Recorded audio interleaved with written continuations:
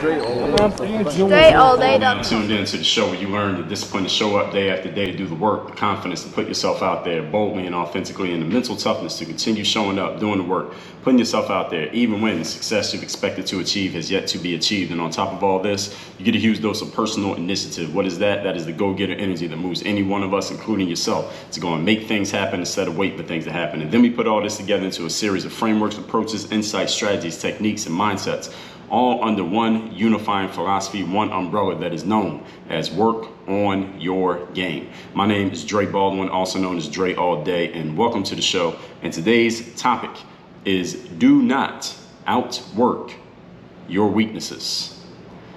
That's right, the things that you are weak at, the things that you are not great at, do not try to outwork them. Do not try to make yourself better than them. You need to, I'm gonna tell you exactly what to do, but outworking them is the wrong strategy. That is the thing that you're not going to do, and I'll explain why that is as we get into today's show. Now, first of all, let me tell everybody, I send out a daily motivation text every single day to everyone who's in my texting community, completely free of charge. If you would like to receive it, all you gotta do is text me at my number, which is 305-384-6894. Send me a text right there, and every single day, you'll get my daily motivation text free of charge straight to your phone. Doesn't cost you a thing. And you can text me directly at that number as well. So you'll be getting, and you can respond to my text rather. So you're texting me directly already, but I'll be texting you with the daily motivation. You can text back, you can ask questions, share your challenges. I might be asking you a couple questions every now and then, and you will be texting each other right there at that number, 305-384-6894.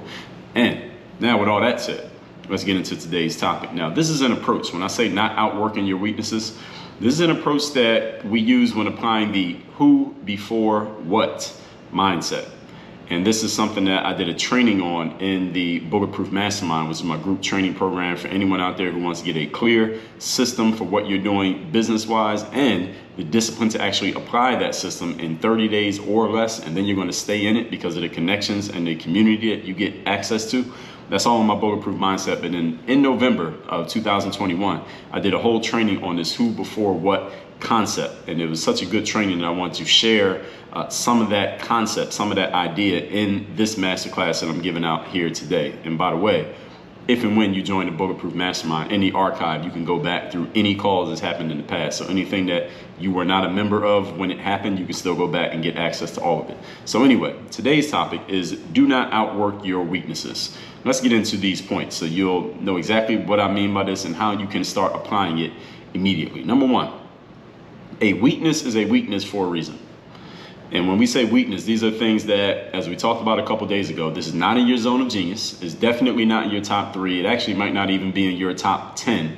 But for whatever reason, you've been putting some of your resources into this. Your time, money, attention, energy, and focus. These things that are your most valuable resources. You've been giving some of these to this thing that is a weakness of yours. This is overall a bad strategy, but as I explain it, you'll understand it a lot better. It's a weakness for a reason because this skill is clearly not in your wheelhouse, and you know that. Now, while you can become okay at certain skills, it's unlikely it'll ever be your money skill, as I explained a few days ago. Now, it doesn't have to hurt you, this thing that is a weakness of yours, because you might be thinking to yourself, maybe you're mentally protesting right now, well, hey, Dre, look, this is that thing that you're talking about there, that is, it's a weakness of mine, but I need to, cover up that weakness. I need to get that weakness from being a weakness. I need to turn it at least into something that I'm average at because it's hurting me, it's slowing me down. So that weakness doesn't have to continue to hurt you. So you can make yourself okay at something that's a weakness. You can make yourself adequate at something that is currently a weakness. But understand, it's never going to be the thing that's going to have people beating down your door. It's not going to be your money skill. That's probably going to be the things that you already had some natural ability at, or things that you've already put a ton of time into, and that's why you're good at them. That's why they're your money skills. That's why they're in your top 3. That's why they're the things that you are either already amazing at or you have the potential to be amazing at. These things that are your weaknesses, once you recognize them as weaknesses, you can also accept the fact that these are never going to be your money skills. They're never going to get to that level. They have a certain level of potential. Your ceiling may be mediocrity at those things. Just like I explained to you with me playing baseball back before I played basketball. I knew my ceiling was mediocrity at that particular sport. So I found something else and I got better results. It's the same thing for you. when you recognize that something is a weakness for you, you can either, one thing you can do is just completely abdicate, meaning you never have to focus on it at all. You can outsource it, pass it off to somebody else, or just completely eliminate it as a thing that needs to be done at all. You might not even need to be focusing on it in any way, shape, or form.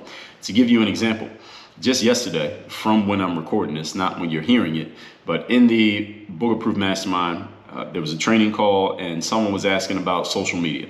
And he was saying, for my business and the type of business that he's in, I was thinking that maybe I could just ignore social media, didn't have to do it at all. I'm wondering if I need to get involved in social media at all. And I said, well, most of the people who are on this call, the other people who are on the training call, most of them are not heavy users of social media. They don't really, when I say using, I mean posting and putting themselves out there, and you see pictures of them and stuff all the time. Like, I use social media. Most of the people in the Bulletproof Mastermind are not big users of social media. I use it more than probably everybody in there put together. And I was saying back to that person, well, first of all, let's get clear. It's not that you need to use social media just because it exists. The same way that any of you who that podcasting exists doesn't mean you need to start a podcast. You know that there are blogs and people have personal websites. Doesn't mean you need to do it. You're aware of CrossFit. Doesn't mean you need to join a CrossFit gym. Just because it exists and some people enjoy it and some people are even using it for positive results does not mean you need to use it for a positive result, because you have to ask a different question first. Before you even ask the question, should I do this thing? First, we got to take a step backwards and ask the question, what is the outcome that you're after? Or what are the outcomes, plural, that you're after? And how would this activity lead me to creating more of my desired outcome, if at all? If you can't answer that question, then you probably don't need to be doing that thing.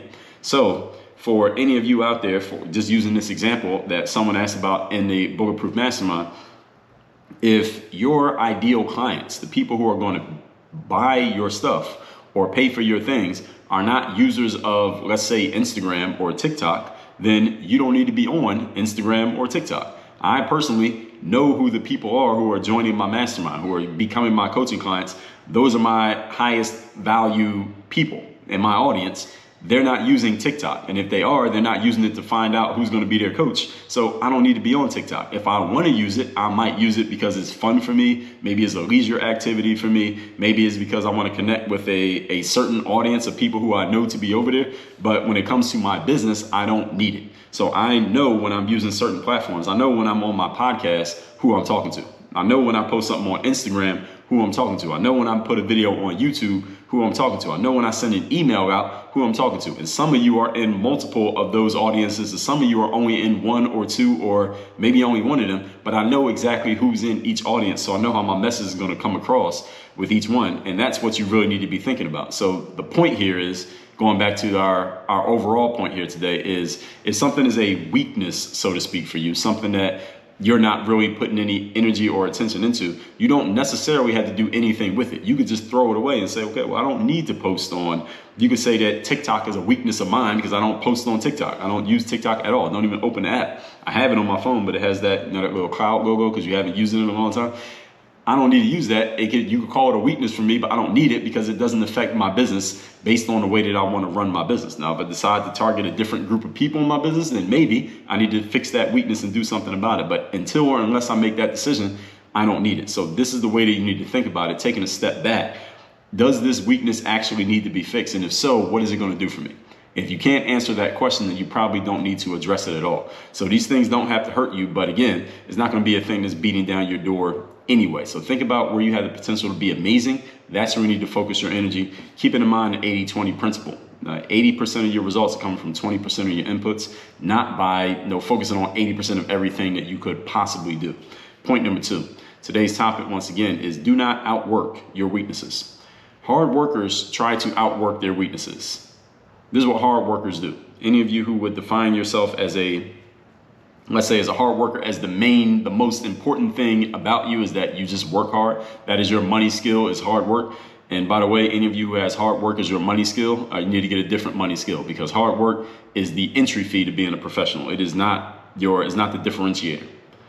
There's a big difference between your entry fee and a differentiator. Everybody works hard who's a professional. Any professional who is able to sustain has to work hard. So I understand if you are a hard worker, maybe even you work harder than everybody that you know and all your colleagues around you. I get it. I'm not saying there's anything wrong with it, but I want you to understand the thing that you get paid for is not hard work, because everybody in your profession, in your industry. At least there are a lot of people, let's say, who work hard. Maybe you don't see them, but they do exist. All right, hard working, if that is your money skill, or at least you think it's your money skill, you're wrong. But if you think that's your money skill, here's the problem with hard work being your main differentiator, or at least you thinking that is your main differentiator, is that you will try to outwork your weakness. And here's the paradox of it.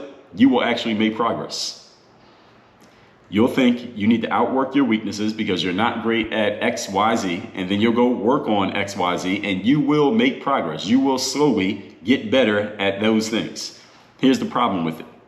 Every minute you spend on that thing that is currently a weakness is a minute that you're not spending on your strengths, and your ceiling in those things that you're spending time on, those weaknesses that you're working on, your ceiling is mediocrity. Maybe a little bit above mediocrity is the best that you can possibly be. So you're working on something that is not going to produce a return on investment. Maybe it feels good to you, and maybe you can look in the mirror and say, hey, I outworked that weakness. I did something about that thing that was a weakness for me. Now it's no longer a weakness. Great. All right, I'll congratulate you and commend you on that. The problem is now you still got to figure out how do you take your skills and produce a return from them, because that thing that you're now mediocre at, ain't nobody paying you for that.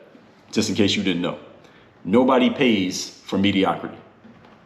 So if you're working hard on a weakness that becomes a mediocrity, nobody's ever going to pay you for it. So you put all of this investment into something that is not going to give you back anywhere close to what you invested in it. And if you want to put some numbers to it, think about how much your money skills are actually worth. Then think about how much time you spent working on a weakness and multiply your hourly rate for your money skill times how many hours you spent working on a weakness. That's how much money you lost working on that weakness. Now, how are you going to make that money back? Because that weakness now is a mediocrity, and that mediocrity is not worth anywhere near what your money skill is worth. We just explained this 2 days ago and broke it down. So if you're working hard on a skill that nobody will ever pay for, you got a problem. This is the paradox of outworking your weaknesses, is that you will make progress, and this will sometimes trick people into thinking they just need to keep doing this. Let me just keep outworking my weakness because it's something that you know how to do. Maybe it feels comfortable for you. It's within your comfort zone. It's easy for you. You feel competent because you feel like you know what you're doing. The problem is it is not going to produce anything for you. And this is how people end up utilizing their time in an inefficient way that is not producing the desired result. And then they wonder why they don't have a lot of time, or they're not getting the returns that they want to get. It's because they're using improper formulas. Your formulas are backwards. And this is why, being that we all have 24 hours in a day, how some people use theirs efficiently and they get all the returns they want, and other people use their 24 hours but they're not getting any of the returns they want, is because the formulas are incorrect. And that's what I'm helping you with here. And inside the Bulletproof Mastermind, I'll help you with this in specific detail so that you will know down to the letter and down to the number exactly what you need to be doing, how you need to be doing it, and where to go next. But you do not want to get into the paradox of outworking your weakness, because it makes progress for you but doesn't get you anywhere. So you're making progress but going nowhere. It's kind of like running on a treadmill. This is when you try to outwork your weaknesses, what you're doing is what I call progress by addition. What is progress by addition? It means every time you put in 1 unit of work, you get 1 unit of result. You put in 2 units of work, you get 2. You put in 10, you get 10, and so forth and so on. Now, you may be listening to me and saying, well, Dre, isn't that a good thing? You put in 2 units of work, get 2 units back. Put in 17 units, get 17 units back. Isn't that a good thing? Possibly. But you actually shouldn't even be asking that question if it's a good thing or not yet, because you don't have all the information. There's another way to make progress. Progress by addition is not the only way to make progress, even though it is the way that many people who do not get maximum returns on their time investment, this is the way that they work. They show up, they do X, and they get X back. But let me tell you what's another way that you can make progress. Can I share with you another way that might be better for you? You can hear me out on both, and then you can make a decision. Is that all right? All right, here it is. We call this other way progress by multiplication. Now, before I even explain what that means, let me ask you, which way would you rather make progress? Would you rather make progress by addition or by multiplication? Now, even if you don't know what either one means, so you know what addition means, I just explained it. As long as you understand what the word addition and the word multiplication mean, then I think you can draw some pretty simple ideas as to what these two mean compared to each other, right? Progress by multiplication means the following. This is how someone will outsource their weaknesses, in other words, or abdicate from, meaning just drop them and stop focusing on them at all. Like, again, you don't need to hire somebody to handle your Instagram for you. If you don't need Instagram for your business, maybe just don't be on Instagram at all. You don't need to hire anyone, don't do anything. Just focus your time and efforts on other things that actually will help your business. People who progress by multiplication focus on their strengths. They either delete or outsource their weaknesses. And because they're focusing more on their strengths, more of their resources on their strengths, those strengths are producing a higher return at a faster rate. Therefore, they are progressing by multiplying rather than progressing by adding. So if we were to make this a little bit more tangible, as we already explained, person who progresses by addition, they put in 2 units, they get 2 units back. They put in 10, they get 10 back. Person who progresses by multiplication, they put in 2 units of effort, they get 4 units back. They put in 10 units of effort, they get 20 back. And then you just keep multiplying. They put in 20, now they get 40. Put in 40, they get 80. Put in 80, they get 160. 160, they get 320. So they just keep adding by multiplying, or growing by multiplying rather. Whereas for the person who is growing by addition, in order for them to get up to 320, how many units they got to put in? They got to put in 320 themselves. That will take a much longer time. And this is just assuming that we're doubling. But what about when we multiply by 3, 4, 10, 20, 100, 1,000? This is what happens when people focus on their strengths, is that you multiply your returns. When you focus on your weaknesses, the best you can possibly do is adding to your returns by addition, one at a time. Even if you're even good enough to do that. Because if your weakness is weak enough, then you might not even be able to get there. This is your ceiling, is adding by addition, growing by addition rather. But when you focus on your strengths, you're growing by multiplication. So for example, if you suck at drawing, you're not a good person with drawing with your hands. Like, I suck at drawing with my hands, so I'm a good example here. I probably should not sign up for a class on graphic design. Now, why not? Now, could I take a class on graphic design and maybe get a little bit better? Maybe improve that weakness a bit? Probably. I probably would get a little bit better at graphic design. Maybe I'll even start to like it a little bit, and maybe it'll become a hobby for me. But here's what I could do instead.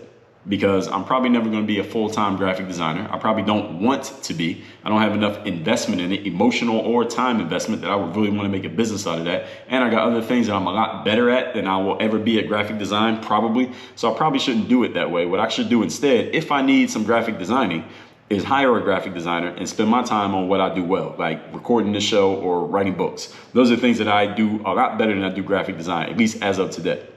So this is a way that I can multiply my returns by focusing on what I'm good at, instead of adding on my returns by focusing on something that I suck at.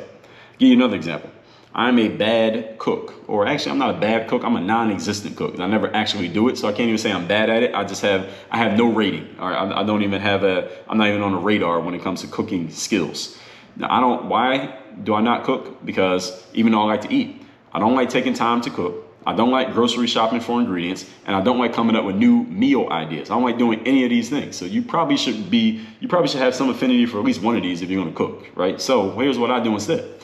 I do not work on my cooking game or take cooking classes or read books on cooking or buy recipe books from Amazon. No, I don't do any of those things. You know what I do? I found a meal delivery service. I pay them, and I let them do all of that. I let them go take the cooking classes. They go buy the cooking books. They can come up with the recipes. They can go shop for the ingredients. I don't know if they do any of that stuff. And as a matter of fact, I don't care if they do any of that. All I care about is that on the days that they deliver the meals, that there's a knock on my door and the meals get delivered to me. All I got to do is heat them up and eat it. That's all I care about. I don't care how it happens, why it happens, or what they're doing in the background. All I care about is that they deliver me the result. And that's what I'm willing to pay for. So even when you have something that you can call a personal weakness, you can find someone or something, as I explained a couple of days ago, who can help you in your areas of weakness. If you hate going to the gym, for example, then, because some of you might say, well, what about something that I kind of have to do and I can't really hire somebody else for it? If you hate going to the gym, your personal trainer cannot do your push-ups for you. All right, you still got to get on the floor and do the burpees. You still got to run on the treadmill, and you still got to show up to the gym and do the workouts. Even though the trainer can't do the push-ups, what the trainer can do is help you be efficient and productive in your time in the gym, even though you hate being in the gym. So even though you hate being in the gym, you still had to do it yourself. You can't hire somebody else to do it. You can find someone who will help you be efficient in that time, because being that you hate the gym, if you really think about it, how much would you get done in the gym if left to your own devices, being that you already hate it? You probably wouldn't even show up in the first place. But if you hire a trainer, and as we talked about yesterday, your trainer is going to tell you what you need to know and show you what you need to see. Because you hired that trainer is going to help you be as efficient as possible at the thing that you hate doing. So that's why you hired a trainer, because they'll bridge that gap for you that you would not bridge by yourself. Because if you could, then you probably wouldn't even be in a position of looking at yourself in the mirror and saying, damn, I need to hire a trainer. Point number 3. Today's topic, once again, is do not outwork your weaknesses, or don't try to outwork your weaknesses. You'll probably fail, but don't even try. Number 3, do not misconstrue the entire work on your game message to mean that you have to be great at or even adequate at everything.